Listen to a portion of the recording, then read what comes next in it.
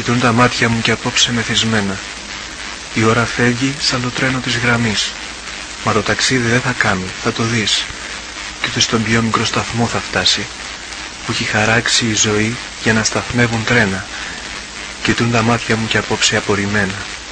Ήσουνα δίπλα μου, σαντάμωσαν νωρίς. Μα ούτε πρόλαβα μια λέξη να απαντήσω. Σώπα! Και πες μου αν οι μυγδαλιές και οι παπαρούνες της άνοιξης έχουν ανθίσει στα περβόλια του ονείρου. Ξυπνώ νωρίς τα πρωινά και η μόνη σκέψη μου να ανοίξω το παράθυρο, να ειδώ τα πρώτα τους μπουμπούκια, μπουμπούκι μου, να ξεπετάγονται σαν κρίνα από τη σιωπή. Άκου!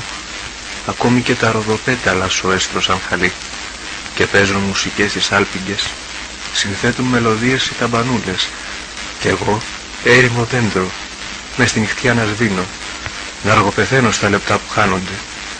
Μέτρα τους κύκλους στο κορμί μου, όσα τα χρόνια που έχω κλάψει τα μεγάλωσα. Τώρα δεν είμαι πια παιδί, εγώ έχω νόμους που μου θερίζουν με βρεπάνια όλα τα όνειρα. Πρέπει, δεν πρέπει. Και έμεινα τίμιος έτσι, έρμος και μόνος.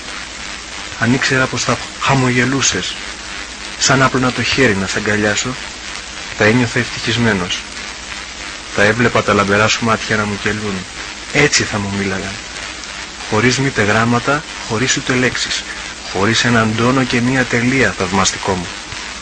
Αν ήξερα πως θα μ' αναζητούσες κάθε φορά που έφτανα στην επόμενη στάση της ζωής, θα ερχόμουν τρέχοντας πίσω, πηδώντας πάνω από φαράγγια, διασχίζοντας βουνά χιονισμένα, περπατώντας πάνω στις θάλασσες, κόβοντας τα πιο κόκκινα τριαντάφυλλα να στα φέρω για δώρο.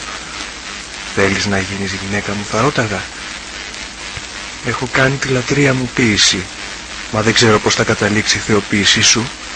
Γνωρίζω πως τα πάντα ξεκινούν και τελειώνουν με σένα, περπατώντας αέρινα. Λες και πατάς επάνω σε ολόκληρο τον κόσμο, λες και χορεύεις και κινείσαι σαν άνεμο στο νοτιά. Λυκνίζεσαι ιδιόμορφα όταν χαμογελάς.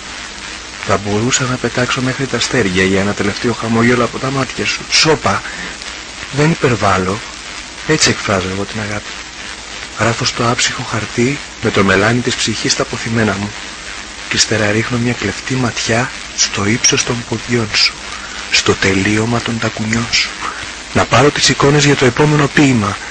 Πρέπει, δεν πρέπει. Αυτοί είναι οι άγραφοι κανόνες. Μα όσο και να ψάξεις δεν θα τους βρεις.